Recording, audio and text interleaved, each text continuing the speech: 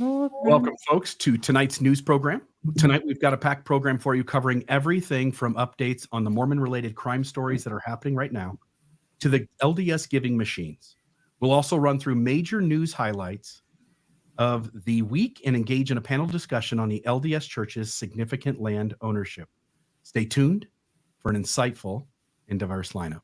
Welcome to the groundbreaking news program that delves into the heart of Mormonism, your weekly window into the unique intersections of news, history, and culture that resonate with the tapestry of Mormonism. So whether you're tuning in from the heart of Utah or joining us from around the world, your favorite news program starts now, where news meets insight and the stories of our faith unfold.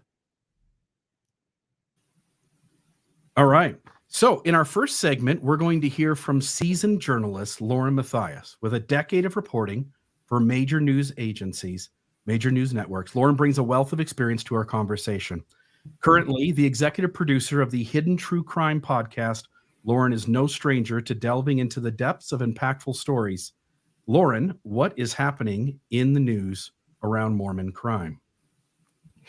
Thank you, Bill. I wish I could tell you that there isn't a lot happening in Mormon crime, but there is quite a lot happening. And today there was some breaking news, actually, when it came to the Ruby Franke and Jodi Hildebrandt case. As many that have been following this closely, this is a Mormon therapist, Jodi Hildebrandt, as she had partnered with Ruby Franke, a YouTube mother. Ruby Franke, a YouTube mother, meaning she had millions of followers, millions of subscribers. And we'll get into the backstory in just a minute, but they were both arrested in August on 6 counts of aggravated child abuse. Well, today, Ruby Franke, they've both been incarcerated since their arrest. Ruby Franke took a plea deal today. She said that she was guilty. She took a plea deal, and now she saying that she is guilty of 4 counts of second-degree aggravated child abuse, and also that she must testify against the therapist, her therapist and business partner, Jodi Hildebrandt. Her sentencing is going to be February 20th, so there's still a lot unknown.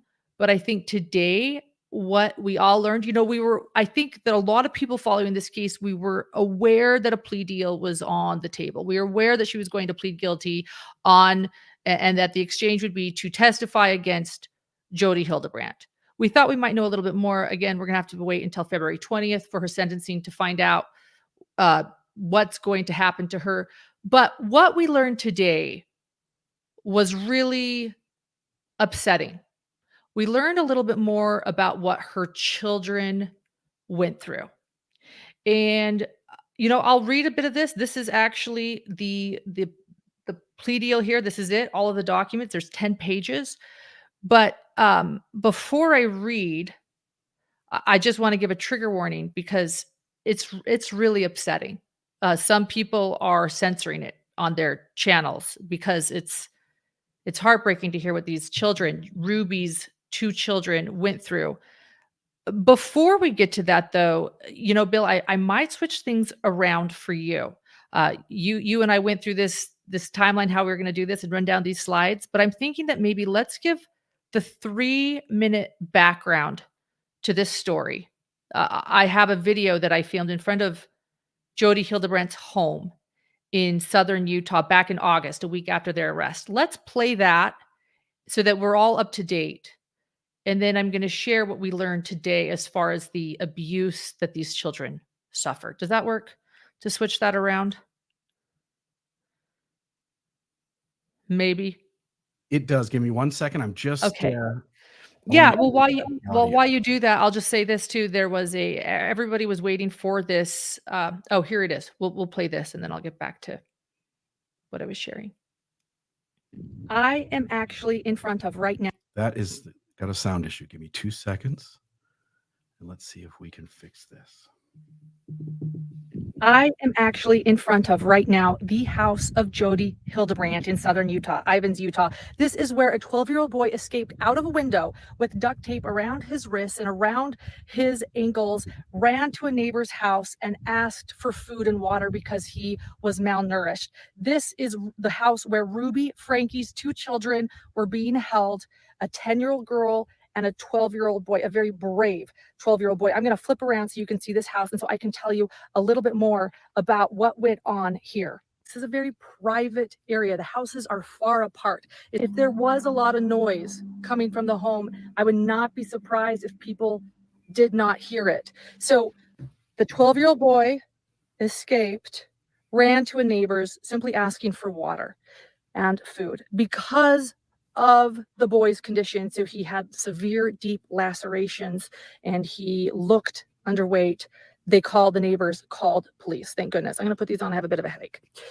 So, and it is very hot here in the desert. And as you can see, this is not a neighborhood with trees. There is no shade. This is desert landscape, red rock landscape.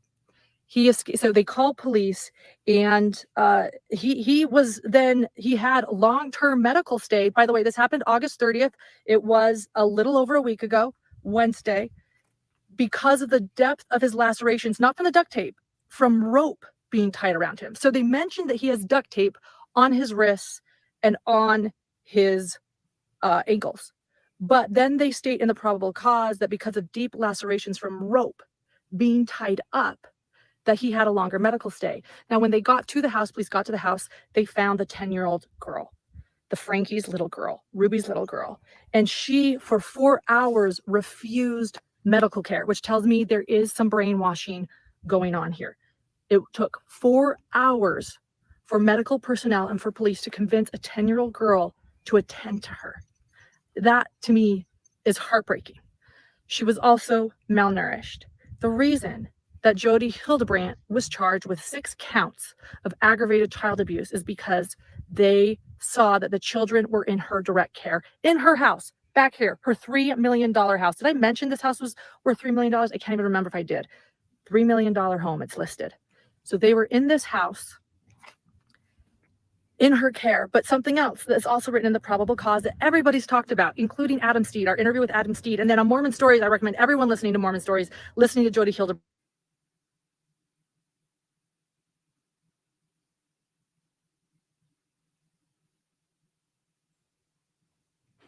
Bill, I've lost the audio. On our channel, Sorry. I did too. Thank you. I- Let me back I up lost just a it. touch. Jody I tried Hildebrandt- to mute myself. I tried to mute myself without it going out. Niece Jessie, she states the same thing, that Jody Hildebrandt said that she stated, well, don't let those kids near anyone, they're a danger.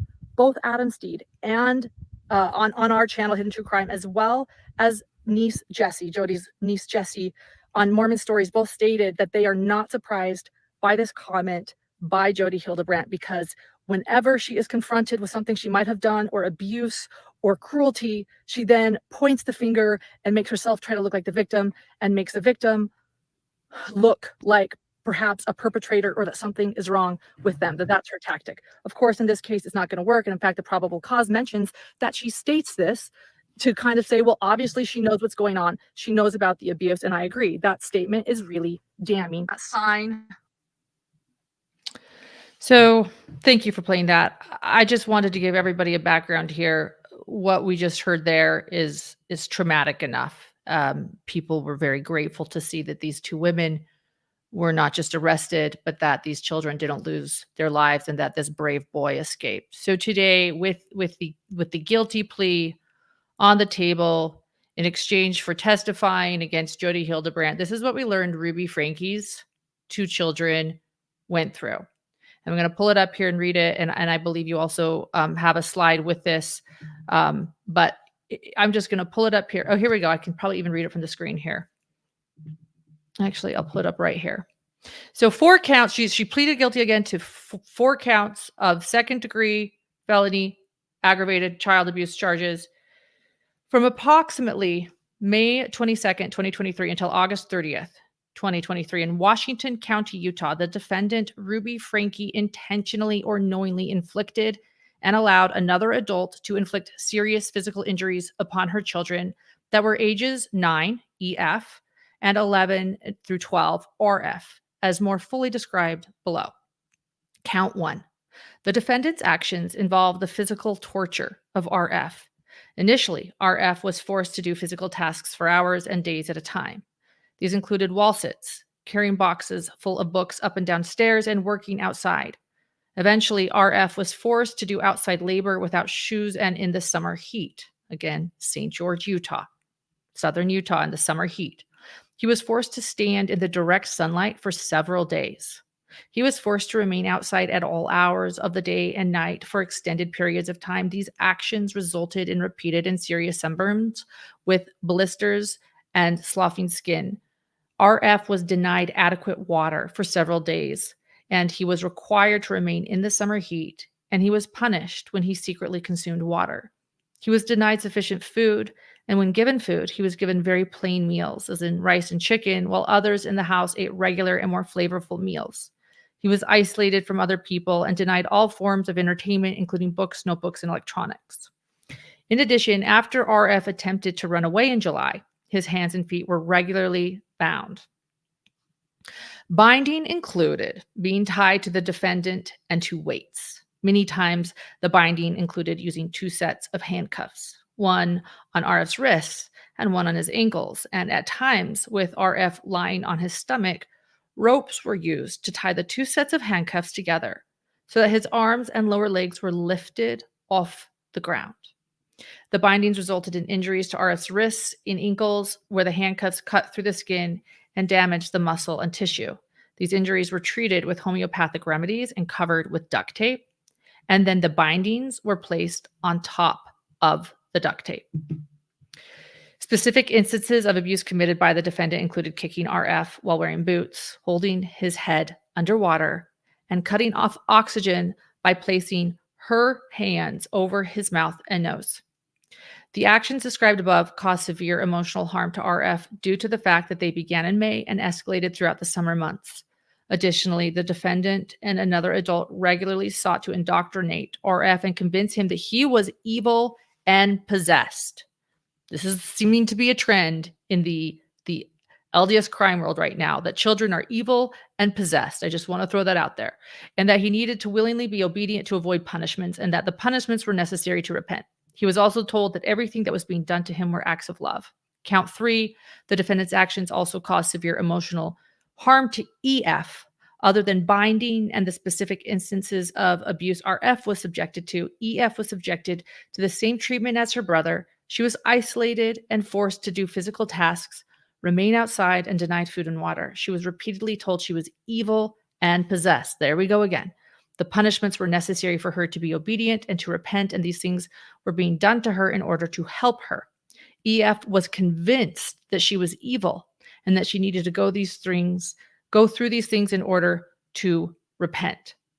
So this is what Ruby Franke has admitted to today. Today, she admitted to these horrible things. And this is an LDS therapist who worked very closely, I might add, with like Tim Ballard, with Tom Harrison, who's the author of Visions of Glory. Eternal Core is a LDS God-centered foundation or organization, that is run by LDS therapists. That's Jody Hildebrandt. She used to be part of LDS services. She is LDS. She attends church. She had her ministering teachers over during the time she had the kids in her house. They didn't know. And then you have Ruby Franke, who is an LDS mother, who was a YouTuber with millions and millions of followers. And between these two, they had we've talked to many people who followed this group called Connections. It was almost like an MLM therapy world. And now we know what they were doing to innocent children in their house. And it all, I just want to point out too, is surrounded this idea of the children being evil and needing to repent. And so that is what those children suffered in southern Utah. There they are, those two. So the sentencing again will be February 20th, and we'll continue to follow that. follow that case. Which then, and speaking of possessed and children or people fearing, here we go. Yes, people fearing the last days, doomsday beliefs. Spring Thibodeau and Brooke Hale. Let's talk about them. Many have heard of Blaze Thibodeau. He was a 16-year-old boy who in October was taken from his high school in the middle of the day and left with his mother, Spring Thibodeau. This is in Maricopa County, Arizona. So this is Gilbert, Arizona area, Mesa, Arizona area, Phoenix, Arizona area. He was a football star at his high school. He had a football game. I think, was it the next day, Rebecca? I can't recall, but he was he did not have the same doomsday beliefs as his mother. But all of a sudden, he left with his mother and his uncle, Brooke Hale, his mother's brother. They flew to Boise, Idaho. At that moment, his dad said, "Hey, something's going on. This is back in October. So I've taken you guys back to October. Something's going on. I'm concerned."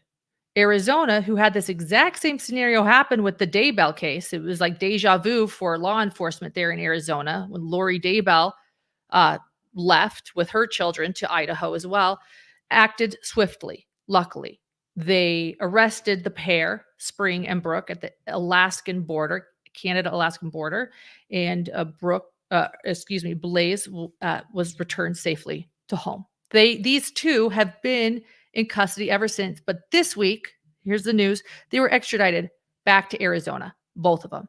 They are now back in Maricopa County, and a lot is coming forward. Brooke Hale, tomorrow, will have a status conference hearing, and then on Thursday, Brooke Hale, there will be a preliminary hearing for Brooke Hale, which I'm curious to know if we're going to learn a little bit more. And then here's the most interesting thing, though, in my opinion. So Spring Thibodeau, the mother, she's back in custody in Arizona. She is now housed, get this, in the same facility and on the same floor now as Lori Vallow Daybell. So these two mothers, look at them there. These two mothers, Spring Thibodeau and Lori Vallow, who have very similar beliefs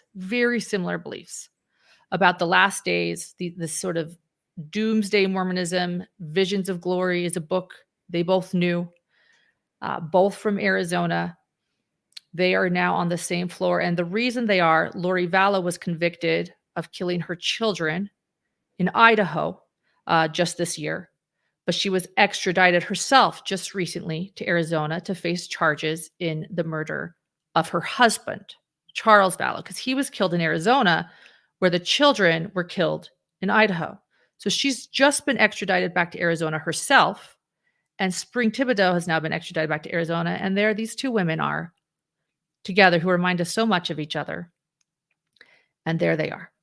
So to be a fly on the wall, right? I don't know what those two women are going to do there, but RFM, I know we have an attorney here. I did want to ask you, look around. Yeah. I did want to ask you, your thoughts on, they both have a really high bond set, $500,000 each. They were extradited. A preliminary hearing is often where we learn about more evidence that they have against these two. Isn't that right? Do you think we'll be learning more this week, or what are your thoughts? I don't practice in either Utah or Arizona, but usually a preliminary hearing, you're going to be able to see what's in the probable cause affidavit, or in some fashion. Up here in Washington, it would be a probable cause affidavit. In some way, the prosecutor is going to have to put forth or reveal some of their cards as to why it is that Spring and Brooke should be kept in custody, or why they should even be charged with anything. So that will be interesting to know. Okay. And any thoughts on the high bond of $500,000 each? Because I want to point out that they were arrested with custodial interference. The mother and father were still married, although there was no divorce, in the works. And so that was the crime, although now there's endangerment of a child as well. It seems like an awfully high bond. Do you think that this would imply that they have a lot of evidence against these two, or any thoughts on? My understanding is that the violation of the court order by what was it, taking and grabbing the child and running, whatever they call that in Arizona. Yeah. And of course, it's a 16-year-old as well, and a football player, which is going to factor into it as well. But my understanding is that there was no order in place preventing her from going anywhere with her own child until after she had up and gone with the child. And then the Right. father went to court and got an order saying, no, the kid has to be with me.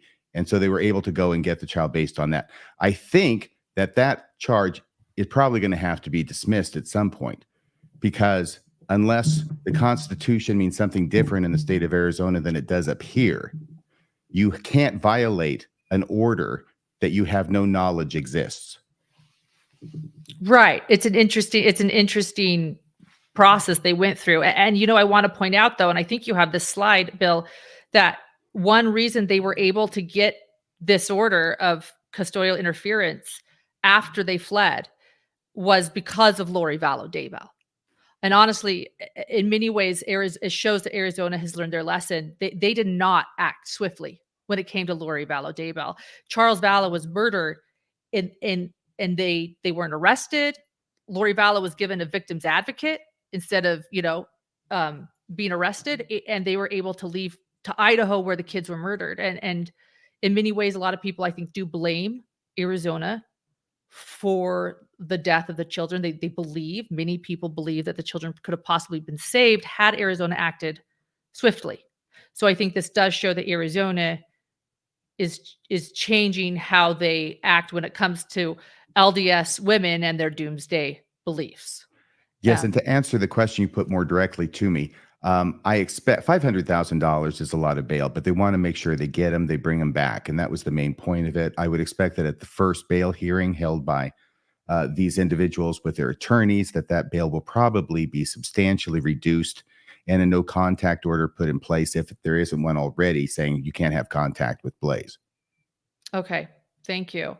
Number 8 right here, it says, the mother, you know what? I'm having a hard time reading it. Could somebody read the screen? This is where I wanted to point out what you said, RFM, that it came after. And I explained that they did this because of the doomsday beliefs. I believe it was number 8. Oh, here we go. Okay. Several years ago, mother started forming beliefs in the end of the world scenario, eerily similar to the I can't see it. Publicized Lori Vallow and Chad Daybell case saga, which also took place in Gilbert and Idaho. And I can't read the rest. It's too small for me. But ended in tragedy, essentially. Yes. So they added that to their, when they decided to arrest these two, that was their reasoning, was Lori Vallow Daybell. So another fellow Mormon mother. And so ironically, they are now housed together in the same facility. Not housed. Well, I guess housed, whatever. They're together. Stampin' Up. And before I continue, this is a good one. I thought I was plugged in, and it says my battery charger, I need to plug in my charger before my laptop dies. So give me a second, guys. I thought that here it is. Give me a second.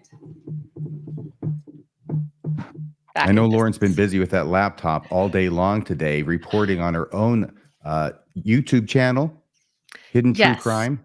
Yes, RFM. And then after this, I will also be on News Nation tonight, continuing the reporting for Ruby Franke. So turn into Banfield on News Nation tonight for even more of that story. Stampin' Up. This is a case that I want to put our mark, or should I say stamp on. Let's put our stamp on. This is an important case that is developing. And the reason it is so important is because Stampin' Up is a MLM crafting company that started in Utah, in Kanab, Utah, actually. It's now, I believe, in northern Utah by the Gardner family, Shelley and Sterling Gardner. Shelley founded the company. This is their daughter, Shanna. Well, that's okay. You can go to that. That's their daughter, Shanna, right there. Why is this important? Well, Stampin' Up is now funding one of the most expensive defenses in the country right now. Stampin' Up distributors, because again, it's an MLM model. And when I say the most expensive defense in the country, I mean it. And why is this? Because their own daughter, Shanna Lee Gardner, a returned missionary herself, has now been charged with murdering her ex-husband, the father to her 2 children. His name is Jared Bridegan. Many might know this case or the headlines through Microsoft executive murdered in Florida. Interestingly enough, very few headlines begin with Stampin' Up. They mention Microsoft, but I think Stampin' Up is what's really important about this, because again, it is their daughter that has now been charged along with 2 other people in this case. Jared Bridegan, he was only 33 years old, a very young father, and he was murdered in February of 2022. I'm going to get to why it matters right now, but because this might be new to many people, this case, I'm going to read a brief local story right here from the Jacksonville, I will find Florida Times Union, and I will send this link because I did not let you guys know about this link. So we'll make sure to link all of our sources. On January 25th, 2023, Jacksonville Beach Police Department, let me start up here and give you guys the timeline. So let's start this here. Jared and Shanna are both returned missionaries. They meet, they decide, they get married in the temple, and very quickly they have twins. I'm going all over the place. Bill, you're doing a great job switching back and forth between as my brain goes. So thank you for all your hard work. But there's also a prenuptial agreement between Jared and Shanna. And I think that's really important too, because it says there, so the Gardners had Jared sign a prenup, and they explain that Shanna is a Stampin' Up heir to this fortune. So again, Stampin' Up is important here. So back to this Florida Times Union article. On the evening of February 16th, 2022, Jared Bridegan. So they get divorced. They're divorced now. Jared is now remarried to Kirsten Bridegan, and they have 2 young children. And there is contentious custody battle continuing on for years. And Shanna herself gets remarried.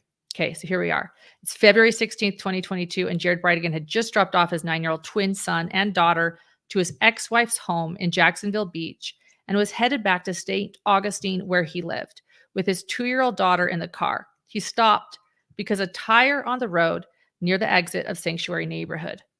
In what police believed from the onset that this was a planned murder, Jared was shot multiple times as he apparently attempted to move a tire in the middle of the road.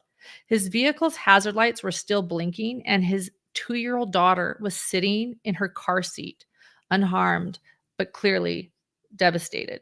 Police said nothing appeared to have been stolen, and his wife had just spoken with him and said nothing seemed out of the ordinary. This was also his regular route where he was expected to be. Jared Bridegan was a 33-year-old Microsoft executive and father of 4, again, 2 children, twins, with his ex-wife, Shanna Gardner. And then he had 2 other children with his new wife, Kirsten. He had, on January 25th, the murder happened February 16th, 2022. January 25th, 2023, Jacksonville Beach Police Department Chief Gene Paul Smith and State Attorney Melissa Nelson announced the arrest of Henry Arthur Tenen, 61 years old then, on charges of conspiracy to commit murder, second-degree murder with a weapon, and accessory after the fact to face capital felony and child abuse. Tenen pleaded guilty on March 16th and agreed to testify against Mario Fernandez. He was arrested the same day. Now, who's Mario Fernandez? Shanna Gardner's new husband. And Henry Tenen, turns out, was one of their tenants, that they had some apartments. So then what happens next? We can all guess and assume. Shanna Gardner is then arrested later this year. Shanna Gardner is arrested in Washington, where she had moved with her 2 children, and Shelly and Sterling Gardner then take the twins. They have custody of the twins. The twins have not seen their half-siblings since the arrest. Well, since actually Jared was murdered. SHANNA kept the children from Jared's new wife and the half-siblings. And now Shelley and Sterling Gardner, again, Stampin' Up! Founders, are now keeping the children, as far as I can tell, from the Bridigans. But even more, and here they are. This is actually an article from the Deseret News years ago. Millionaire CEO steps down to serve an LDS mission. This is an article where they were highlighted and they served a mission. They actually talk about how they stood up and told all their demonstrators around the world that they were leaving on a mission because they believed in transparency and relationships. Although they then hired Curtin and McConkie to send out a statement to all of the media and their demonstrators. And they pretty much said, don't talk about this. We're not going to talk about this. And we're not going to tell you what happened. But we're going to support our daughter no matter what. So they've changed their tune a little bit with transparency. And here you go. And when they say they're going to support their daughter no matter what, they mean it. See that guy in the middle there? Jose Baez. That is one of the most expensive defense attorneys in the country. Who are his clients? Harvey Weinstein, Casey Anthony. Many who follow crime know Casey Anthony. This is an infamous woman. She might have been the most hated mother in the country until Lori Vallow Daybell came along. And she actually was released. She was not, she's living free. Jose Baez was her attorney. And then we have Aaron Hernandez. Those are just a few of this man's clients. And Stampin' Up, Shelley and Sterling Gardner have now hired him to defend their daughter. Their daughter, who has now been charged with first-degree murder, a death penalty is possibly on the table. And I think this is a really important story for those that are LDS to be following, because how many have heard of Stampin' Up? How many people know a demonstrator of Stampin' Up? Do Stampin' Up demonstrators know that they're going to be helping to fund one of the most expensive defenses in the country right now? I just think this is really interesting. And I think this has been an underplayed story, and we're going to be following along. We're going to be following along. And so while, again, the headlines often say Microsoft exec, I think that we should maybe start letting people know that Stampin' Up is a big company to be known when it comes to the story. Awesome. So that's what I have as far as crime goes today. There you go. Thank you, Lauren. You guys can find out more from Lauren at hiddentruecrime.com and the Hidden True Crime YouTube channel, where she covers these stories and more.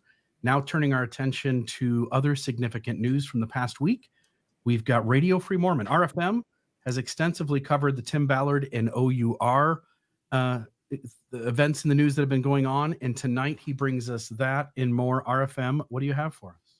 Well, thank you very much, Mr. Riel. I'm going to be blitzing through this because I know we've got certain time constraints and I want to make sure that those are honored. First slide. Hey, can we put the slides up there? Salt Lake Tribune, December 11th, 2023, Peggy Fletcher Stack and David Noyce published an article.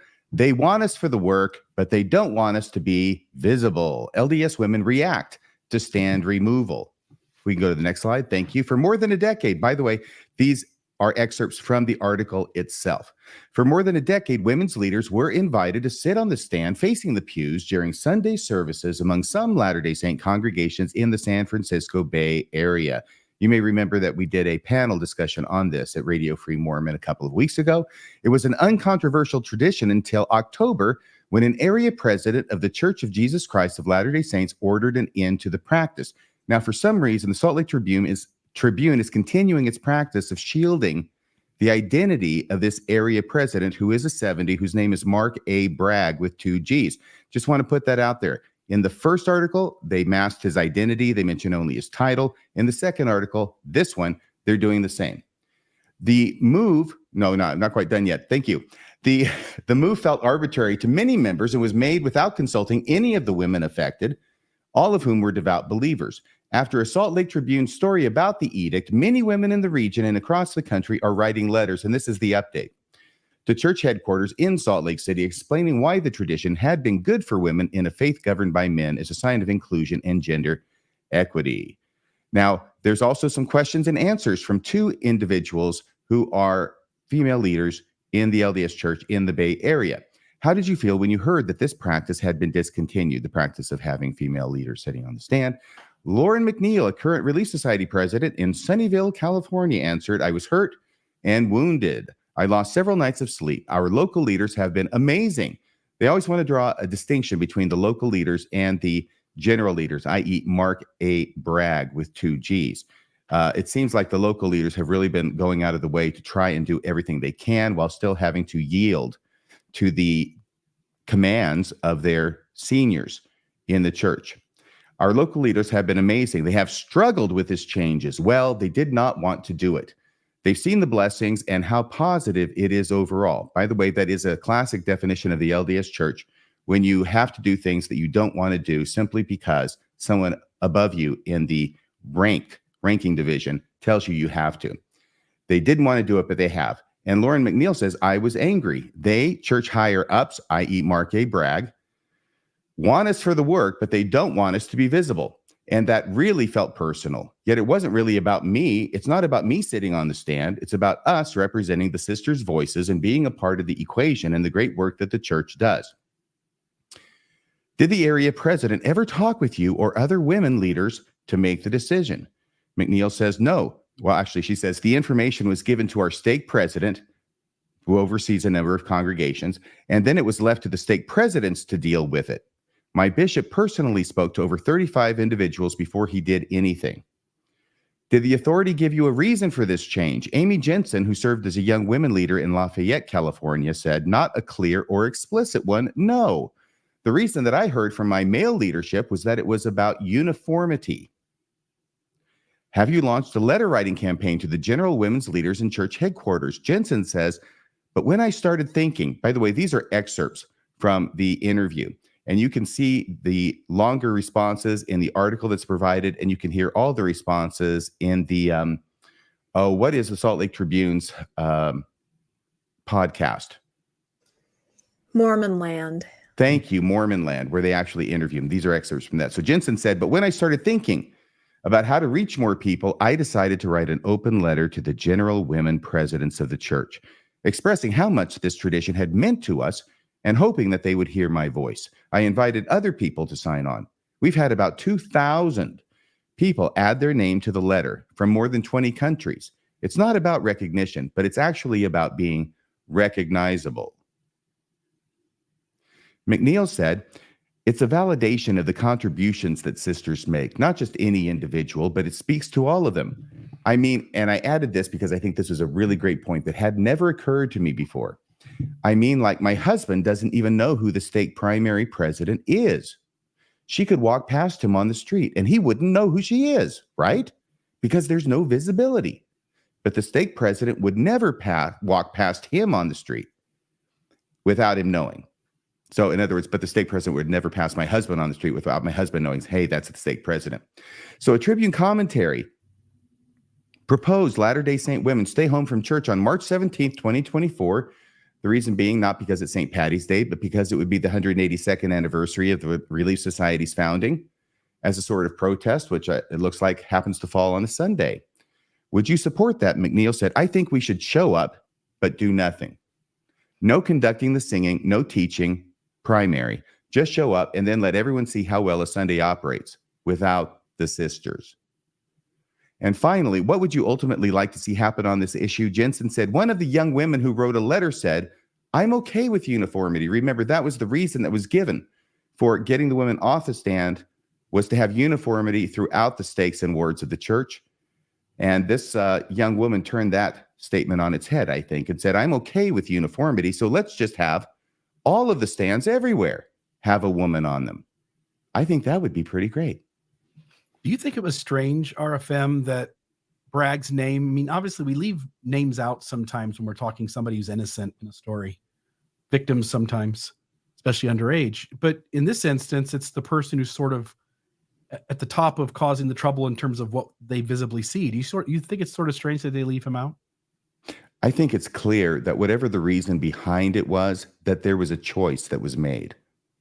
Yeah. It's not a coincidence they didn't mention his name. There was a discussion about it and a decision made by somebody in control to leave it out. Yeah. It seems strange to me. The next story has to do with Come Follow Me. Simplifies from 4 manuals to 1. This is from the Church News in the Living Faith section from by Ryan Jensen. I'll have to make that bigger next time. December 13th, 2023. The church makes its first significant adjustment to Come Follow Me since 2019. From the article, next year's manuals will be different from that first experience as the church moves away from separate manuals for the home, Sunday school, primary, and youth classes, each of which has its own manual up until January. Instead of having 4 manuals for those groups, one unified manual has been published and distributed to individuals and families around the world. Here are the covers of the 4 manuals that used to exist, and now they have all been put into this manual. One manual to rule them all. Come follow me, it says, and now it has been apparently structured in such a way that the same lessons that are given to the primary children are exactly the same lessons in the same manual that will be given to the much older members of the church. So I used to say that in the LDS Church, you never actually graduate from primary. Now the church is proving me correct. The article goes on. The previous method meant the church was providing a home, primary, Sunday school, and youth manual for 71 languages across 4 years for a total of 1,136 different printed manuals. The new method will drastically reduce the number of manuals that need to be maintained while creating a new, stronger tool.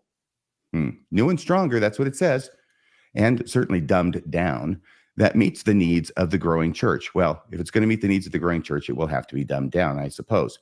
And the church is acting like it really does need to tighten its belt and save money because it doesn't have enough in the bank. So we'll go from 4 manuals to the 1. Next, the next story is about the New York Times, right? Joe Becker and Justin Sheck, December 16th, 2023. Israeli security officials scored a major intelligence coup in 2018. Secret documents that laid out in intricate detail what amounted to a private equity fund that Hamas used to finance its operations. And the New York Times had a very, very long article about this and very detailed. But the LDS Church's name gets mentioned twice in this article, which gathered some attention. Here's one of the places. The Turkish company at the heart of the operation had such a sheen of legitimacy that major American and European banks managed shares on behalf of clients. The Church of Jesus Christ of Latter-day Saints invested tens of thousands of dollars before the company was placed under sanction. Now, some people were running with this and saying, look, the Church of Jesus Christ, the LDS Church, the Mormon Church, it finances terrorists. Well, the reason its name appears here in the New York Times, at least according to my reading, isn't because the LDS Church is intentionally financing terrorists. What the gist of the article is that because governments, including the United States government, did not take quick action to blacklist these companies, they were able to parade as legitimate companies, such that even organizations such as the Church of Jesus Christ bought stock in it. And here's the other place. So in other words, this isn't about how bad the church is. This is about how bad the governments bungled it so that even the church and a lot of other people innocently bought stock in this organization. Mr. Erdogan was a major proponent of that's from Turkey, of course, of the nation's building industry, which was good news for the company at the center of the Hamas portfolio, a real estate developer named Trend, GYO. Foreign investors piled in 2019 while Washington sat on the ledgers. That's the ledgers of the materials that they had, but were not publicizing. American and European banks held more than 3% of the company's publicly traded shares on behalf of clients. Turkish financial records show. The Church of Jesus Christ of Latter-day Saints, here's the second mention. Investment arm Ensign Peak Advisors bought more than 200,000 shares. And I highlighted this next line, which is from the article, there is no indication that the church or the Western banks knew about any Hamas ties at the time. A church spokesman said that a U.S.-based investment advisor, Acadian Asset Management, bought the shares on its behalf. An Acadian spokesman said the company had complied with all relevant laws. So this, if we go back to that there, Bill, this was an article which had engendered some conversation. I just wanted to touch on it because of that, and also to stress that according to my reading of it, even though the church has certainly not had its hands clean in all the dealings with EPA, this doesn't appear to be one of those situations.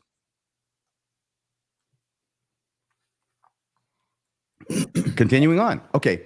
Paul Hutchinson, a former associate at a high level and lots of money invested in OUR and Tim Ballard, dropped a video last week saying why I separated from OUR and Tim Ballard. I did a video on this at Radio Free Mormon last week, but the bullet points of this video, and there's some bombshells here. It verifies, Paul Hutchinson personally verifies the whiteboard meeting in toto, which is what lawyers say when they mean in total. Everything about it. It is verified. It happened in Paul's house. He's an eyewitness, or at least claims to be one. It was likely about 5 years ago or in 2018. I say that because he says that it was 5 years ago he parted ways with Tim Ballard, and he also says that this was the event that caused him to do so. Paul says not only Tim Ballard was in attendance, but Tim's bishop, Tim's psychic, and also Glenn Beck. Paul saw Tim bring into Paul's house the whiteboard and set it up and draw the diagram on it, showing all of Tim's nonprofits in one row of squares and the creation of a new for-profit above them all, that being slave stealers. So in other words, Paul's saying, I was there, it was in my house, Tim Ballard brought it in, Tim Ballard wrote it all on the board. And even though Paul Hutchinson doesn't say so, it's almost certain that he's the one who snapped the picture of it, because he was so upset about this. This is what caused him to say, no more. We're parting ways, partner, to Tim Ballard. So I think that he probably took that picture. So he verifies not only the authenticity of the drawing on the whiteboard, but who drew it and under what circumstances. The slave stealers, the box at the top, shows Tim Ballard, one other, and M.R. Ballard as a silent partner in the for-profit slave stealers. All the money from Child Liberation Foundation, or fund, which was Paul Hutchinson's organization, his fundraising organization, his organization to try and help out children. And according to the diagram that Tim Ballard drew, all the money from Paul Hutchinson's organization, the Child Liberation Fund, would also flow into Tim's nonprofits. From there, all profits from the nonprofits would be emptied into a big bathtub-looking shape at the bottom of the diagram labeled TimothyBallard.com. And halfway through the presentation, Paul Hutchinson says that Tim Ballard says to the assembled group, the next part may be illegal. And there's the picture of the whiteboard, which is exactly the picture that Paul Hutchinson says was in his house probably 5 years ago, and he saw Tim Ballard write all of this up there. And then there was a recent article, December 16th, from the Salt Lake Tribune, December 16th, 2023, by Robert Gerke, the psychic, Janet Russin. She speaks up. Psychic who aided Tim Ballard says she never spoke to Book of Mormon prophet Nephi. Janet Russin, a psychic who worked with Operation Underground Railroads, broke her silence about the allegations against Ballard and OUR during a podcast this week. This is her quote in the article. There's no talking to the Book of Mormon deceased prophet Nephi, Russin said. That's completely false. In fact, when she puts it that way, can you go back to the one before this? It's just so funny the way it's put, because you know how when you talk to people that there's no talking to, you'll say something. There's no talking to this person. It's like Janet Russin is saying about Book of Mormon Nephi. Next one. There's no talking to the Book of Mormon deceased prophet Nephi. You just can't talk to this guy. That's completely false. And I don't know if she's leaving that open to it being Nephi Anderson, who is the alleged grandfather or great-grandfather of Tim Ballard, because, you know, talking to that Nephi Anderson, that's totally rational. But talking to that Book of Mormon Nephi, that would be crazy. This is becoming known as the Nephi's ruse. Am I mistaken, RFM, to say that didn't Paul's video, didn't he make mention that she was talking to Nephi? Yes, he mentioned it very quickly as an aside about Book of Mormon prophets, I think he says. Yeah. So at least other people close to the situation can testify from their own personal experience that this isn't true, that she actually was talking to Nephi from the Book of Mormon. Yeah, it's not clear as to what his knowledge is based on and whether it was obtained beforehand or after from news sources. So I just think, it's Nephi, and I expect it was Nephi from the Book of Mormon, because who cares what Nephi Anderson has to say, really? I mean, Nephi from the Book of Mormon, he's got gravitas, he's got cachet. He just can't find a kidnapped kid to save his soul. Yeah. In a somewhat related Shakespeare play written about 400 years ago, a little bit more actually, Owen Glendower bragging about his supernatural skills, much like Janet Resson has. I can call spirits from the vasty deep. And Hotspur somewhat flippantly responds, why, so can I, or so can any man. But will they come when you do call them? That's the question that I have for Janet Resson. It's easy to talk to spirits, but them talking back's the problem, huh? Yes, exactly. Love it. And it goes on quoting from Janet Resson. Donors like myself who donated believing that the money is going to go to rescues, these women are demanding to have that money in their pockets, Resson said. She went on to claim the plaintiffs are not only punishing Ballard and OUR, but they're punishing these children. I put that in there because that is a classic argument, which if you follow it to its logical end, it means that anybody who presents themselves as helping children in any way should not be sued for anything, no matter what other conduct they may engage in. As the money comes in from donations and funnels its way to the various expenses of OUR, it also occurs to me that it's strange that Resson would say this when she's one of the ones at the bottom collecting some of the donations as well. Well, especially when the whiteboard shows that all of it was supposed to be going into Ballard's pockets. Yeah. Or at least his And bathtub. she was making quite a large salary, we also know, from the lawsuits as well. So she would be taking that money away from children. That's a good point. Live it seems at some point we have to figure out how the two of them knew each other, because here's a psychic who gets hired, gets paid lots of money, and doesn't seem to be doing a very efficient job at finding children. I've got a feeling there may be a Tom Harrison connection. Yeah. Certainly. I think there might be. Yes. And she did refer in that interview, I might add, to not just sharing that Tom Harrison absolutely is the writer of Visions of Glory, because rumor has it he's trying to distance himself a bit in some circles. She explained that he is a very good friend of hers and that they would go to these conferences. So I think you might be right, RFM, that there might be a Tom Harrison connection. He did connect a lot of like-minded people, including Jody Hildebrandt, who we've already talked about. Very good. The last clip I have from this article is Resson falsely said that a statement issued by the LDS Church rebuking Ballard for morally unacceptable behavior, remember that was September 15, 2023, and misusing the name of late apostle M. Russell Ballard never actually came from the church. Tim and Russell Ballard are not related. Resson said she called the church 5 times and each time was told the church never issued such a statement. A church spokesperson, however, has repeatedly confirmed to the Salt Lake Tribune and other media outlets that the statement did come from the Utah-based faith. Okay, my only comment about that is, please, Peggy, quit inserting yourself in the article and saying that Resson falsely said that a statement issued by the LDS Church, okay? That's not your purview. You're a journalist. So please don't be telling me what's false and what's true. Just give me the facts and I'll make up my own mind. And the church could step forward at any point and clear up the story, couldn't they? Oh, certainly they could. It's almost as if the church wants this kind of misunderstanding to ensue. Yeah. What do you think about that, by the way, Lauren? Falsely. You know, as a journalist that's reached out to the church a lot, I do have a different view. I feel like the church has done what they did, and they did it appropriately. They were reached out by comment for a story by Vice News, and most often when we reach out for comment to the church, and it's the appropriate thing Vice News did, is to get both sides. You should always reach out to the other side if you're going to be writing to them.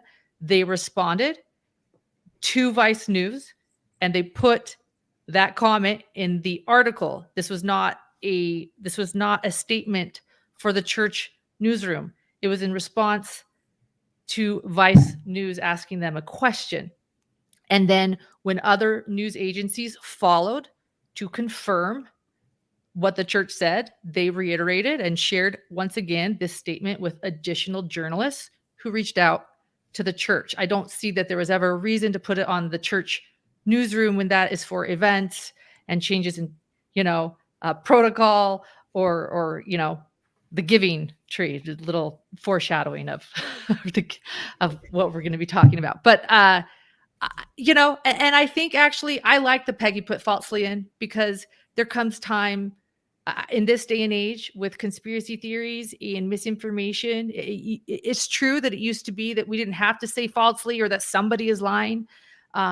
But when cable news likes to tell us so often things that are completely false or untrue, and when someone is stating that something is false when it's absolutely true, like there's just no way she called I don't know. I'm not opposed to falsely there. I see your point too.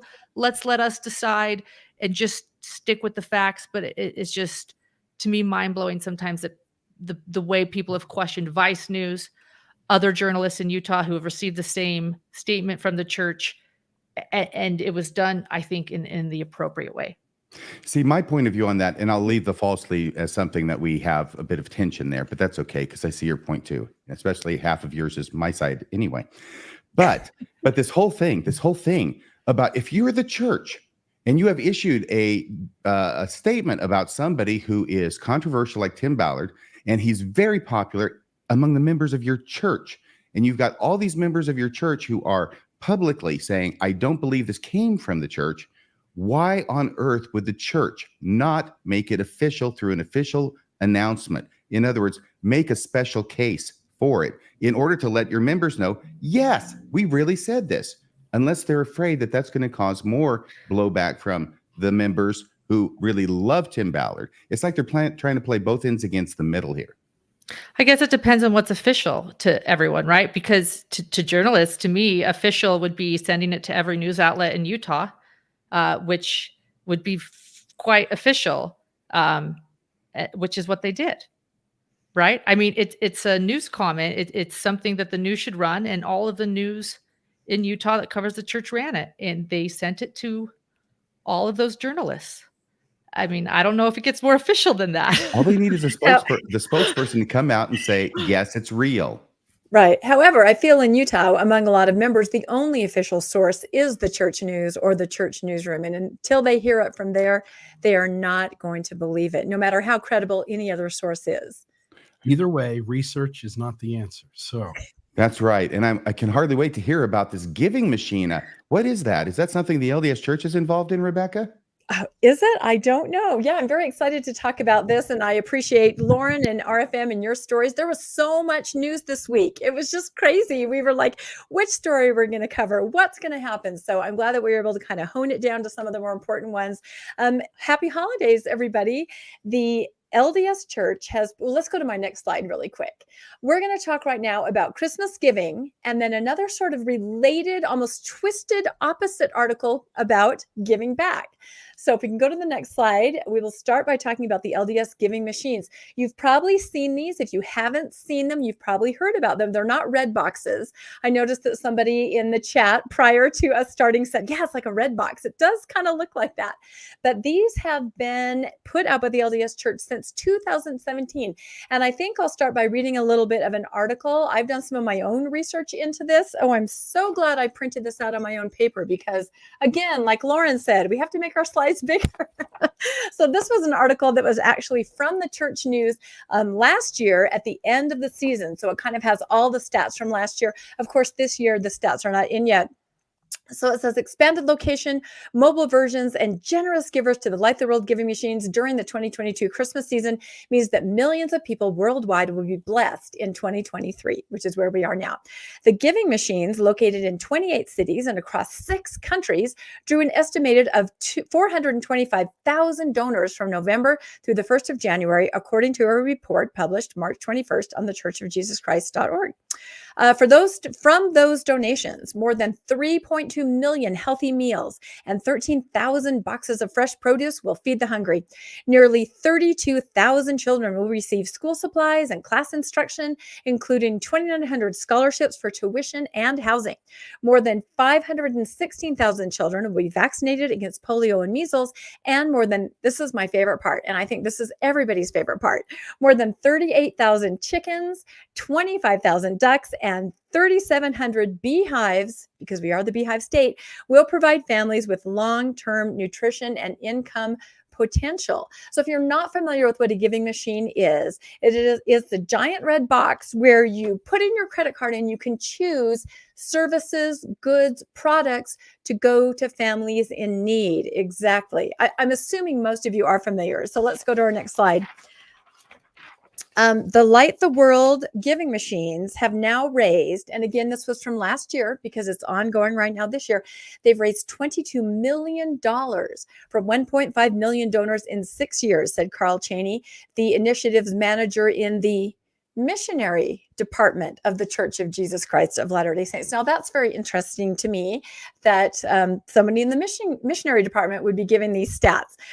Giving machines will be placed in 61 cities in 7 countries in November and December, more than double the 28 machines that raised about $6 million last year. So this is something to know, is that if you look at this graphic here, this is from the Widow's Mite, because they, of course, are very interested in any kind of statistics having to do with the charitable giving and receiving of donations. So it may be a little small to see, but you can see from when they started in 2017, there's a gap there for COVID because the giving machines didn't really happen. But every year just going up, and they're on track this year to do quite a bit more. Let's go to the next slide. The giving machine is a way to give something tangible back this holiday season. All purchased items are donated to those in need across the world. The Church of Jesus Christ covers all operational costs, so 100% of each donation goes directly to the charitable organization. So that's kind of in a nutshell what a giving machine is. You give your funds, you choose a charitable product, and then the church gives it to that organization. So let's go to the next slide. This process, of course, raises a lot of questions. Some people are incredibly suspicious of this. So on my podcast, Mormonish, I decided to kind of dive in and ask some questions and talk to some people behind the scenes because on the surface, it seems like a pretty amazing thing. In fact, you may have noticed the actor Paul Rudd. I don't know if you've seen these TikTok videos where he's behind it. Well, I learned from a source that he just stumbled on those on his own. The church is not paying him, as a lot of people suggest, and he just stumbled upon him, thought it was the coolest thing he'd ever seen, and decided to make his own promotional materials. So I thought that was really interesting. Some of the questions that I kind of gathered from social media having to do with the giving machine, people are asking, how are the charities in the giving machine chosen? That's a very good question. You see those little cards there. Each one has a charity and a product. How do those even get into the machine? Well, I contacted a former executive director of a nonprofit charity that was involved in the giving machine in years past. And basically they're nominated usually through some kind of LDS avenue, some kind of connected person in the church, and they have to apply, much like you would for a grant. They have to make all of their financials transparent, everything, open their books, all their records, so that the church will know that they can be trusted to provide the goods that people are going to purchase. After they're selected and they win the nomination, they work with the church to come up with the products, goods, or services that are going to be seen on those little cards there in the giving machine. So it's all up and up as far as that. And the other thing that I didn't realize is that in each giving machine, you're going to have international charities, and then you're going to have local charities. So you have goods and services provided internationally and also to people right in your neighborhood, right in your city. So I thought that was really cool. I didn't realize that either. Another question people were asking on social media, does your giving machine money go directly to the designated charity? It does not. Once you put your credit card into that little slot and you pick what kind of a service or good or product, like a chicken or a pig or a beehive that you want to donate, it will take your card, it'll run your card, and then the church will take that money and eventually, according to this executive director that I talked to, a lump sum will appear in the bank account of the charity. So yes, the money does go to the charity, but it first goes to the church and then it is sent to the charity. That's how it was explained to me by this particular executive director. Does the church match your giving machine donation? Wouldn't that be amazing? But that is not the case. That does not happen. The money that you give to purchase the good and service, that is what goes to the charity. Does the LDS Church cover the operational costs? In many of the press releases, it says that it does cover the operational costs. And I believe, obviously, it finds the venues, it makes the machines, although I feel like a lot of that might be donated. They also have, if you go to a giving machine, missionaries. When I visited one in my local mall, there were some wonderful elders that were there, all decked out, holiday attire. I went back another time and there were people from local wards and stakes. They are there to help you use the machine. They are there to hold your purse so that you can take a selfie and put it on social media. They definitely encourage you to promote and to put out pictures as you're using the giving machine. And I do have to say, it's a pretty festive atmosphere at the giving machine. When I was there, little kids jumping up and down, they wanted to choose a chicken. They love to push the buttons. I mean, it's definitely a way to promote giving. Next question. Does the LDS Church report your giving machine donation as their own charitable contribution? Well, on my podcast, we had accounting professor Spencer Anderson come on. He's associated with the Widow's Mite, and he explained that, yes, that does happen. You donate your money to the giving machine, the church takes your money and then gives it to the charity, and then that money, that amount is included in their end of the year charitable giving report.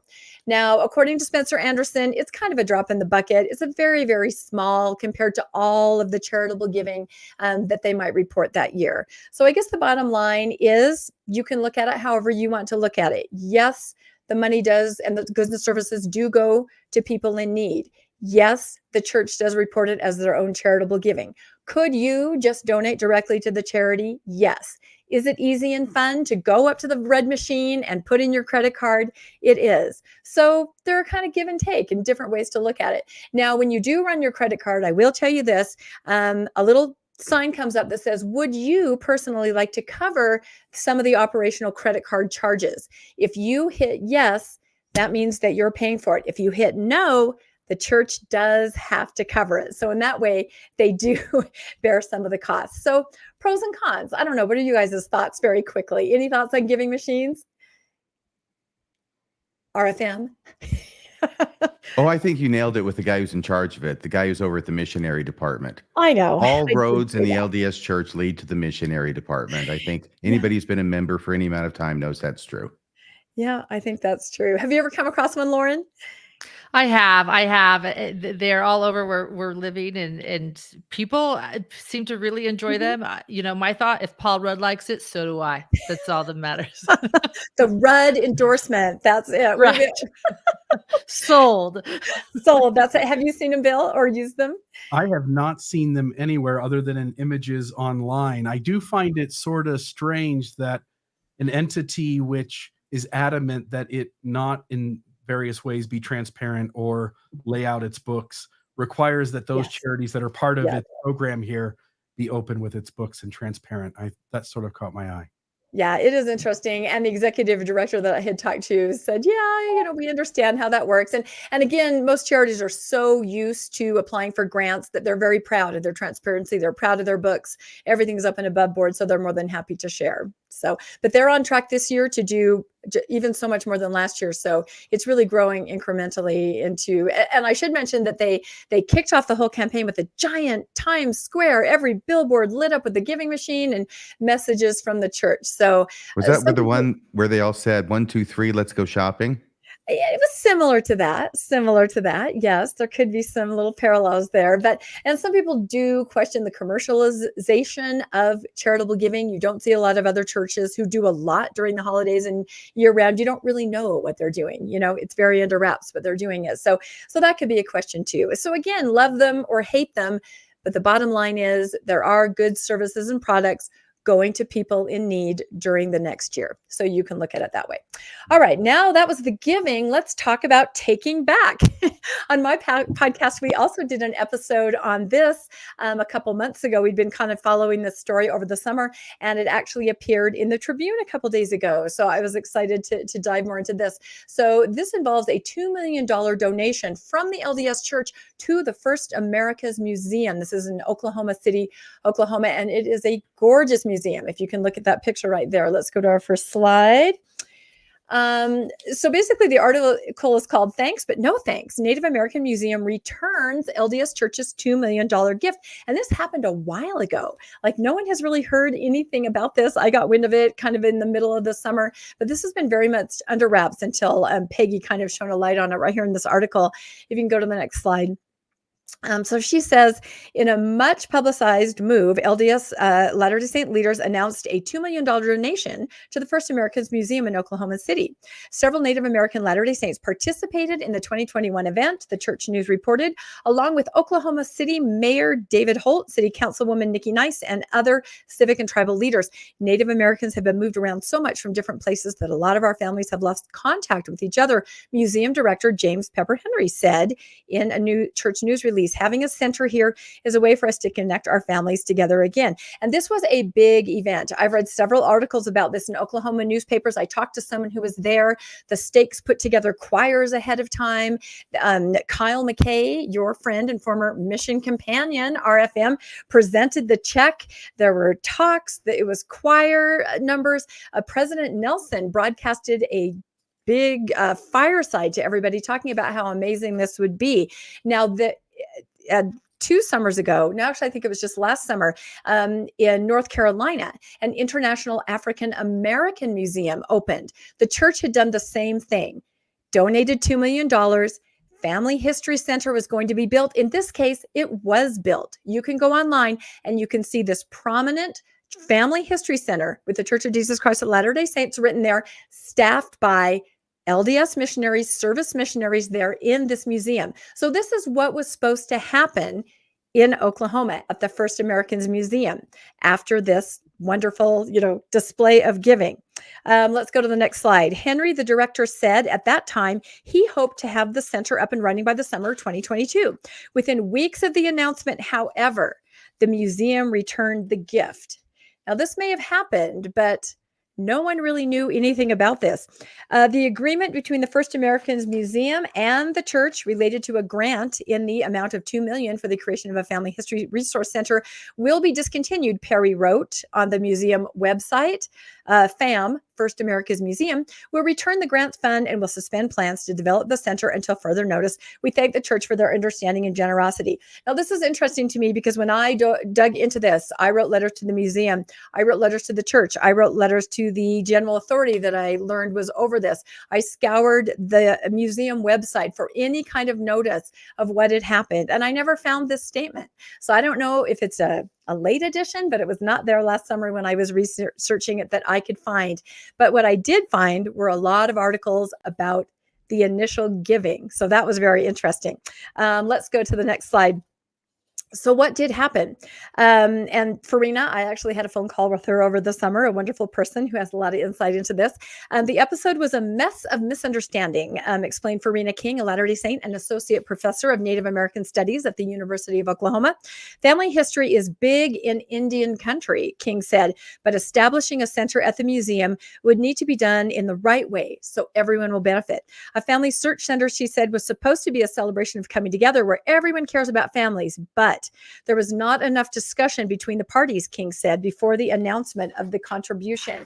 And this is true. This is something that I found in people that I contacted. Many of them did not know that had ever been on the table.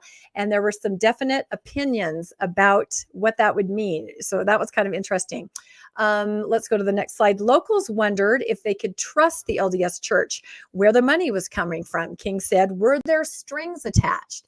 Some worried that the center might be staffed by Latter-day Saint missionaries. And as I told you, in the International African American Museum, absolutely staffed by these missionaries, possibly proselyting to patrons, says the article. Others were concerned that their deceased ancestors would be baptized vicariously. Latter-day Saints research the names of departed ancestors and living volunteers, then perform baptisms on behalf of these souls in the faith's temple. And this is, I think, a legitimate concern, given that when you go in, you enter your family history, you bring your charts, your documents, and you enter it in, and you set up a family search account. I'm just saying that I think they might have the right to have concern about that. Article finishes with, Farina's part finishes with, it takes work to earn Native Americans trust, King said, especially on sensitive issues. So there were all kinds of reasons why this probably should not happen. I do know that the director, Pepper, did come to Salt Lake, toured the Salt Lake Family History Library, and was very excited about it. From that point, something was lost in translation and it never happened. Now, interesting to note on the next slide, when I did my research last summer, you can't really read it very well, but this is a list of articles promoting and talking about this amazing donation of $2 million. One is on the church. This is just kind of to show the scope. It was mentioned everywhere that the donation was giving. What I didn't find is any kind of avenue through which anybody could say that the donation was taken back. If you go to the next slide, or given back, I should say, there is a big difference. And we did look into that. Was it taken back, given back? It was given back. So right now, today in Wikipedia, it says in an entry about Oklahoma and the LDS Church, on October 17th, 2021, the LDS Church donated $2 million to the First Americans Museum in Oklahoma City. The donation is intended to assist Native Americans in learning about their ancestral past.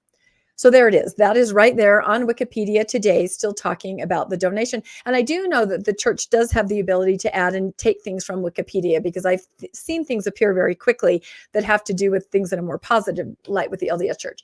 I think this is our final slide, or almost. In the church news right now today, at least earlier today, you can look it up, and it says church's $2 million donation to Oklahoma's First Americans Museum will help reconnect Native American families. So it's just a question. If a donation is given and then given back, should that be made public? Should they still be receiving publicity from it? I talked to accounting professor Spencer Anderson again of the Widow's Mite for this episode, and he said yes, probably. He couldn't say for sure, but there are mechanisms in place that this $2 million donation would still be counted as a charitable donation at the end of the year. He wasn't exactly clear on how that could be uncounted. Would it be rolled over? He wasn't sure. So that's a gray area too. So anyway, a lot of gray areas, but the bottom line is this is a gorgeous museum. If you ever have a chance to visit us, some of the final takeaways: the $2 million donation was made in 2019. Multiple articles reported the donation and where it was going to be used for the Family History Center. The First Americans Museum opened in 2021. No Family History Center, no reporting that it had been returned, the donation, and articles, Wikipedia still today saying that the donation happened. So kind of an interesting scenario. What does anyone else think? RFM, any thoughts very quickly? No, just that it doesn't take a rocket scientist to figure out that the LDS Church is not going to give $2 million to anybody unless they can hope to get some benefit for themselves. Yeah. And that is having missionary staff at, of course, it may not be proselytizing missionaries. Just having missionary staff, it doesn't mean they're trying to actively proselytize. It just means they want free labor as usual. But I think the main thing is that, yeah, we're going to have you get to know your ancestors so you can insert it into our machine, so then we can take those names to the temple and baptize them and save them in the celestial kingdom. Yeah. And we know that there's been, times in the past with, for instance, those of the Jewish tradition, Jewish faith, that where baptisms occurred. And I think in part, the bigger story here is that the church did this with an African-American museum, correct? Mm-hmm. Yep. And so we know the church's history with its relationship with those of color and the curse prior to 78 and Less Valiant and all of that. And then you've got Native Americans where they are within LDS theology. We take Native Americans in the church and we go, hey, I know you think you're Native American, but you're actually a Lamanite connected to these Nephites.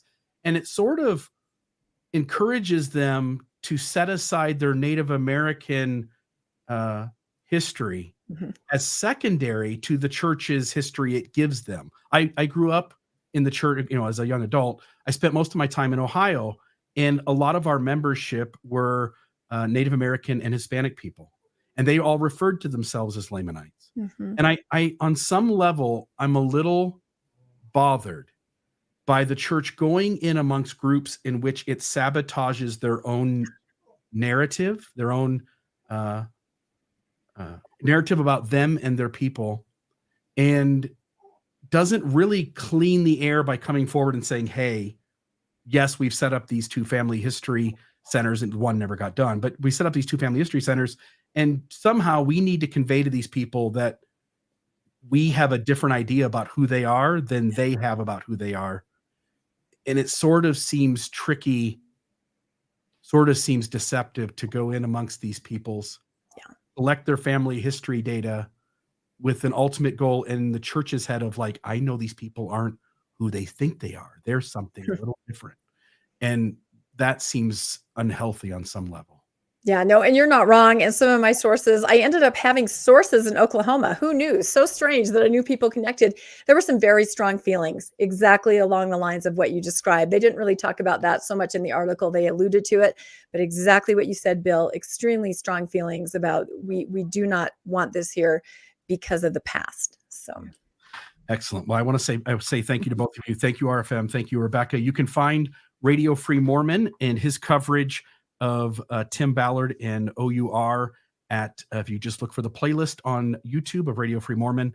And Rebecca has covered this LDS giving machine story and other good work on the Mormonish Podcast. Mormonish Podcast, is it .com? Yeah. Look at that. Sweet. So we're going to move on here to our final conversation. I've set this up as a panel discussion. I want to talk for a moment about the land that the church owns. And we all know, as those who keep our ears to the ground in Mormonism, that the church does, in fact, have a lot of land. But to the degree of how much they have, even I, and I think some of you, were sort of surprised. And so we'll play a little video here to introduce the topic. Good evening. I'm Bill Reel. Tonight we bring to you a compelling report on the expansive land acquisitions made by the Church of Jesus Christ of Latter-day Saints, the LDS Church, sometimes known as the Mormon Church, both in the United States and globally. In recent weeks, news stories have broke showing the LDS Church buying up acre after acre after acre in Nebraska. But this isn't new.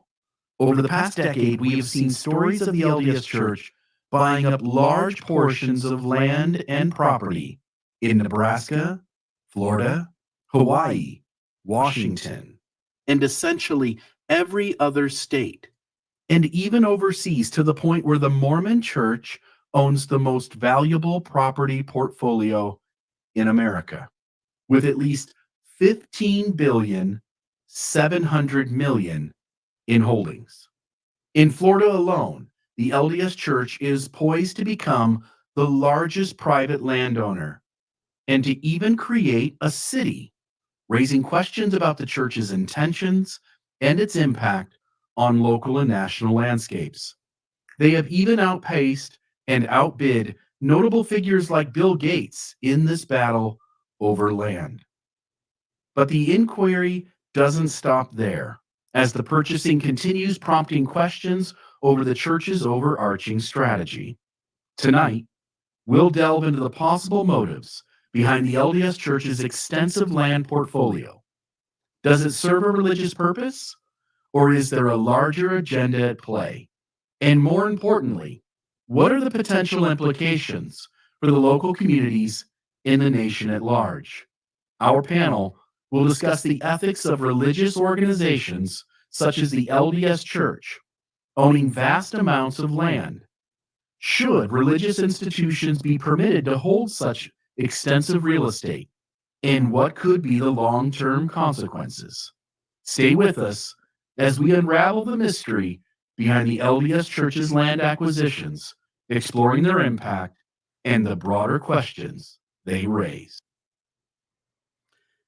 So let me throw up a slide here.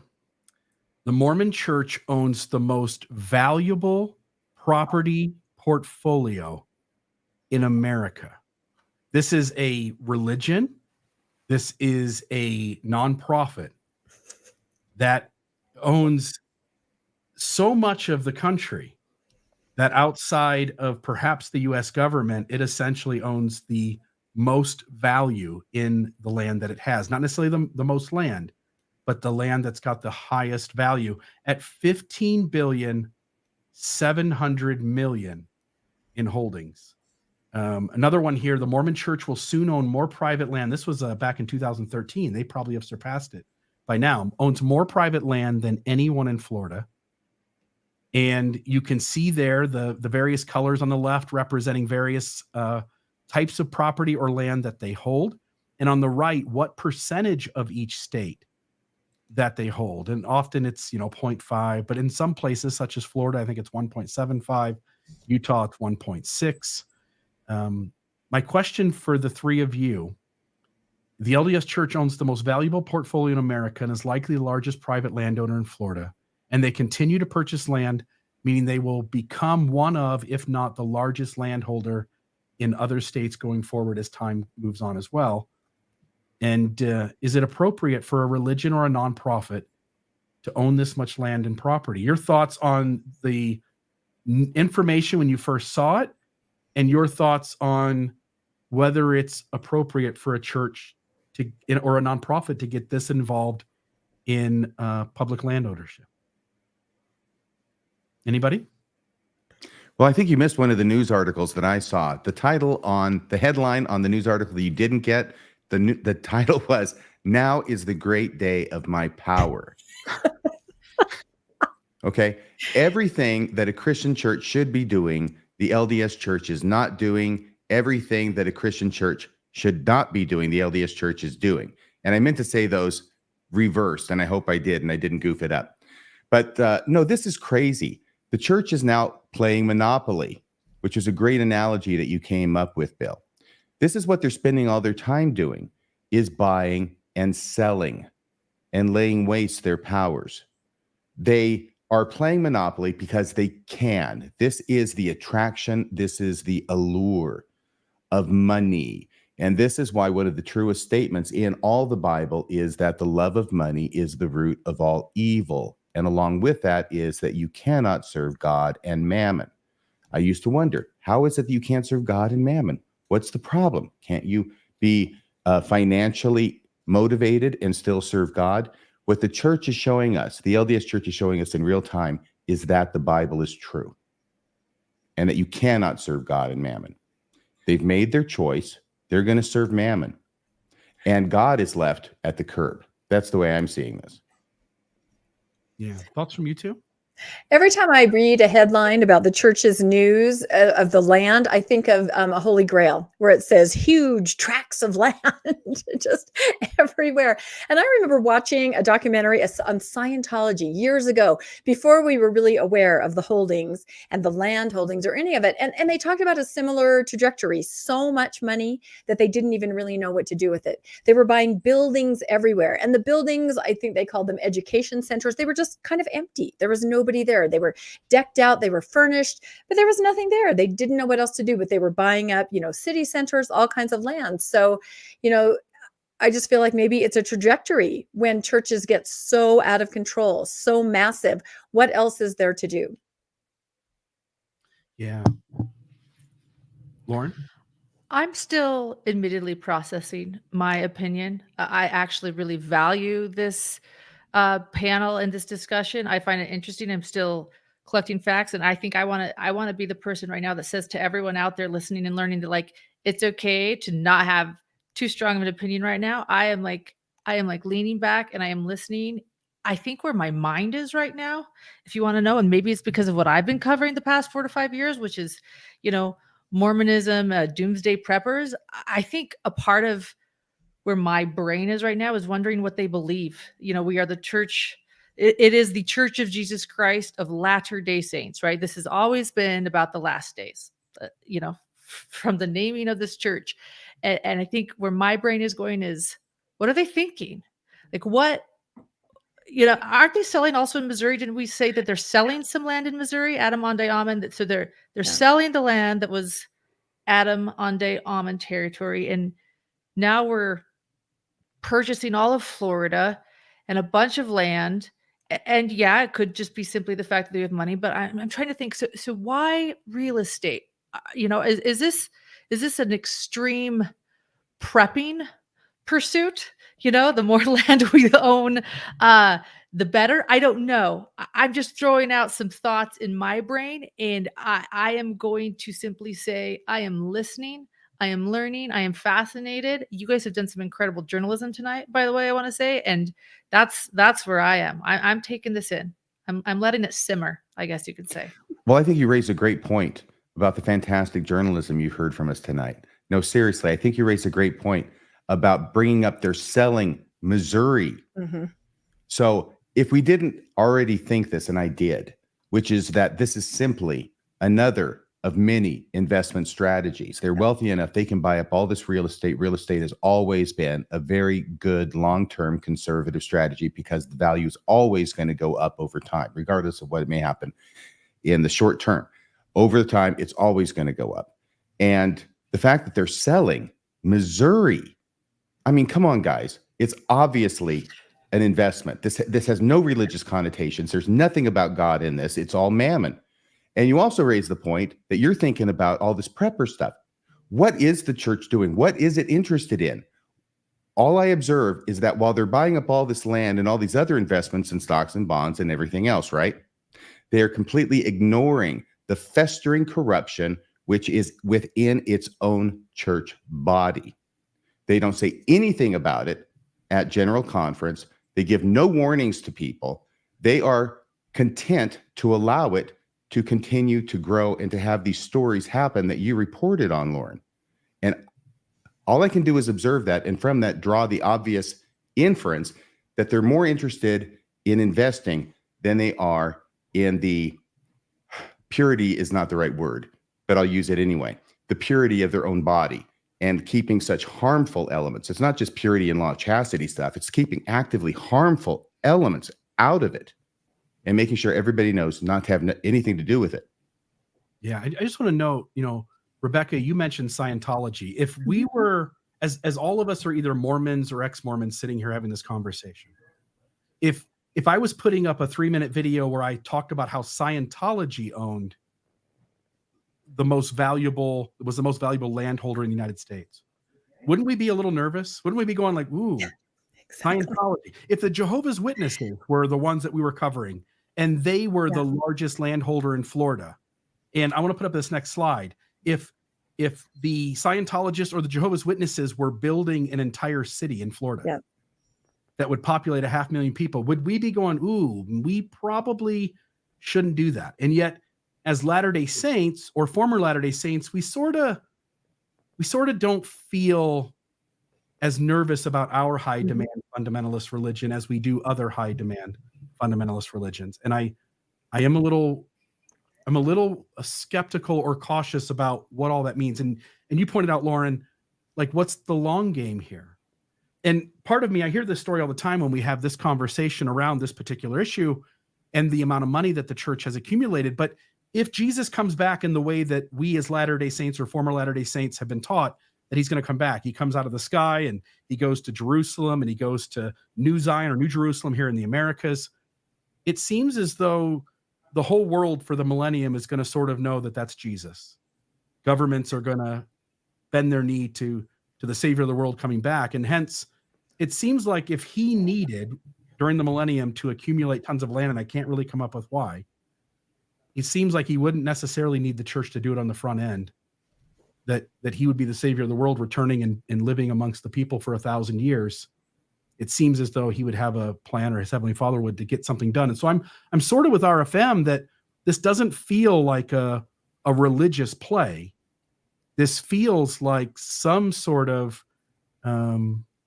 way to essentially diversify one's portfolio. I have some thoughts on that. No, I was in Florida, to your first point, Bill. I was in Florida over Thanksgiving, and talking to the people there, they sort of made jokes about, oh, you're Mormons or former Mormons. Oh, they own most of Florida. You're right. It's seen as extremely innocuous because Mormons are so friendly, and what could be going on? The opposite point of view is that I've had noticed some things on social media, TikToks and things where people are starting to be aware. There's one woman in particular, I can't think of her channel, but she said, do you guys realize what is happening? You know, and she's talking about some of these planned communities, some of these cities, all the land. So I feel like people are going to start paying attention. I feel like, how can you not when you start seeing these headlines? I also agree with RFM, and I did talk to, again, my best friend, accounting professor Spencer Anderson, about some of the tax ramifications. Of course, these are investments. Of course, they're always going to go up. Why are they selling Missouri? The prices are great, right? Too bad for all the people that bought land in Missouri thinking that that's where they were going to live during the second coming. That was a cold slap in the face, pour water on you. But, and of course he explained it very simplistically to me, but they're not paying taxes on the land as long as they're saying we're going to build a chapel on it. We're going to build a church building. It was set aside for religious purposes. Even when they do hold on to it long enough and eventually sell it, there's a reduced capital gains. And I'm sure other accountants can correct me in the chat. But according to him in our conversation, there's a benefit that a religious organization is going to enjoy for holding land. There's a benefit while they hold it, and then there's a benefit when they sell it and develop it. So I'm sure that's part of it. Yeah. I also just want to throw out influence in politics in these states as well. As a reporter, I was a reporter in my career was in Utah and Idaho. So I have a good idea on how influential the LDS Church can be in those two states as a reporter and in the government, and how they influence certain things. And my brain is going, around that too. How are they influencing politics and anything else going on in these certain states when they are owning so much of the state? I think you make I'm also thinking about. a great point, because some of this land they buy is ranches, for instance, and or other sort of businesses and farms, and a lot of it tends to be in agriculture, but there was high-rise buildings and offices. As long as you're putting your people into those as the cattle ranchers, as the business people, it seems like on a smaller level, you would have influence over how those people feel about issues that are important to you to go one way or the other. And so I think you make a great point, Lauren, is and I had a question here. I didn't prep you guys with all the questions, but one of them sort of goes along with that. How does the LDS Church balance its religious mission with its business and real estate endeavors? It is a church. That's its main function. But really, the church part of it is, at this point, when you know all of the business ventures that it has under its wings and all the land and property under its wings, all the various facets of it, it becomes clear that the church part of this thing, this corporation, is really probably the smallest piece of the pie. Yeah, we're reaching a critical crossroads where the truth of the church is not going to be as it has been for many, many decades, determined by the growth and size of its membership, but by its wealth. Yeah. I agree with that. It's a prosperity gospel thing. Members, I believe, feel ownership somehow in all of this until they go to the bishop and ask for help. Then they'll probably get more of a realistic view of how it really works. But no, I think you're absolutely right, RFM. And I would say, when you say, it's a church, it's a corporation with a religious arm. And that's even how it's sort of structured in the Articles of Incorporation. It's a corporation with a religious arm. So, but most people don't understand that. I think they're starting to understand it. I remember the first time I really started to notice when I saw that the church was bidding with Bill Gates on land. And I thought, the church is bidding with Bill Gates. And then the church outbid Bill Gates. I mean, if that doesn't tell you where things are at, that's a wake-up call right there. Yeah. And Bill Gates isn't buying the land to put a charity on it, right? No, he'll pay taxes. That's the difference. He'll pay taxes, right? So all this land is out of play. All the tax benefit to services, goods, people out of play. You have to look at that when somebody is monopolizing everything. And I tried to do a ton of research as I read, 30 articles on this, because it all started with last week. The church bought, I don't remember what it was, 20,000 acres in Nebraska, something like that. And I knew that there were past stories in years past about the church buying pieces of Florida and being a major landholder in the United States and having a high value. And so I went chasing down all the articles that I could. And I tried to find some of the personal stories of how they were maintaining these cattle ranches or how they were running the businesses on the land. And most of the feedback I got back was positive. So in the church's favor, most of what I read was that the folks local to those areas were quite happy with how the church was maintaining the land and operating the businesses that they were on it. But I'm always hesitant knowing that the church usually has some sort of long game, and they might do those things now, but you don't have any sort of guarantee that 20 years from now or 30 years from now, when it becomes convenient to whatever their mission is, to move the land or to start using it differently. And so I think time will tell to some degree how this story pans out. But I'm deeply intrigued by a religion in the United States owning anything near the amount of land it would take to even be part of a relevant conversation. Anything else from you guys? No, we have seen this play out before, where when Mormons move into states, there's a lot of cheering and rejoicing, and oh, the poor Mormons. And then after a while, things turn sour. It's like Jeff Goldblum says in the second Jurassic Park movie, first comes the oohing and the eyeing, then comes the running and the screaming. Yeah. It's all fun and games in the beginning, isn't it? I think it just is an interesting parallel to the history of the LDS Church, where we were, it is true that the LDS Church and leaders were, they were driven from, Nauvoo and their home, and they came to Utah. But then, in a twist of events, that the government didn't want to make Utah a state because it was concerning that here's Brigham Young, who is the governor and the religious leader, and what's going on in Utah, or it wasn't Utah then. It was quite concerning. And as you pointed out, I think it would also concern the government right now. Here we are a couple hundred years later, a little bit less than that, and now they're buying all the land everywhere. And they're pretty much buying up the country. What's going on with the Mormons? And it's not new. You're absolutely right, Lauren. It's not new. If you do look at church history, that's pretty much how they operated everywhere. They'd move in, they'd build the temple, they'd buy a land around it, Correct. They'd sell it back to, and then they were run out because people were upset about what was happening. So I think it's only a matter of time before this pattern, it starts to get some more attention and people get concerned. I mean, look at the stock portfolio and the incredible wealth, not including the land holdings. We didn't know anything, really. We knew there was some money. Then here comes David Nelson. Oh, you didn't report your money. Now they're having to report it. It's a sizable thing to try to kind of keep the lid on this kind of wealth and assets, and you can't.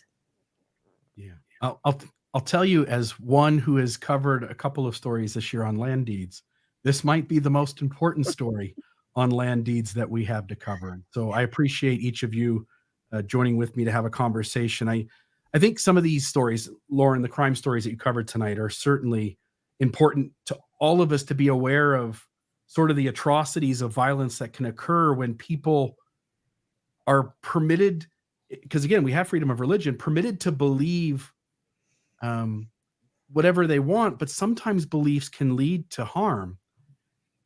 RFM, as you were covering the stories, Rebecca, as you talked about the LDS giving machines, but I think in terms of long-term safety and security of our country, we ought to be concerned about anybody who seems to be buying up significant pieces of land to the point where, like, again, we're having this sort of conversation around it. I appreciate each of you tonight for what you added to the show, and I appreciate your part in this panel discussion. Folks, we really appreciate each of you joining us on our news program, and I hope you'll join us next week as we continue to explore the latest happenings in the Latter-day Saint community. Lauren, RFM, Rebecca, thank you again, and have a great night. Folks who have joined us, thank you as well. Thank you.